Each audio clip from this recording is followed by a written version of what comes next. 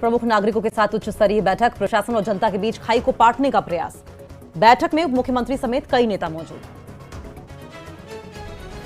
सांसद इंजीनियर रशीद की जमानत याचिका पर सुनवाई आज। पटियाला हाउस की विशेष एनआईए अदालत करेगी सुनवाई। इंजीनियर रशीद ने संसद के मौजूदा सत्र में शामिल होने के लिए अंतरिम जमानत की है मांग। बारामूला पुलिस ने 3 ड्रग तस्करों को किया गिरफ्तार। प्रतिबंधित पदार्थ बरामद। रेलवे क्रॉसिंग पट्टन के पास चेक पॉइंट पर गिरफ्तारी। सीरिया में ताजा घटनाक्रम के बाद एक्शन में भारत अपने 75 नागरिकों को किया एयरलिफ्ट। लेबनान के रास्ते भारत लौटेंगे नागरिक। श्रीनगर में ऑटो रिक्शा में किराया मीटर लगाने की समय सीमा आज खत्म। निर्देश का पालन न करने वालों के खिलाफ अब होगी सख्त कानूनी कार्रवाई। कश्मीर में सुरों के सरताज जुबिन नौटियाल गुलमर्ग की कर रहे हैं सैर। कहा, कश्मीर के युवाओं के कौशल को विकसित करने की कर रहे हैं कोशिश।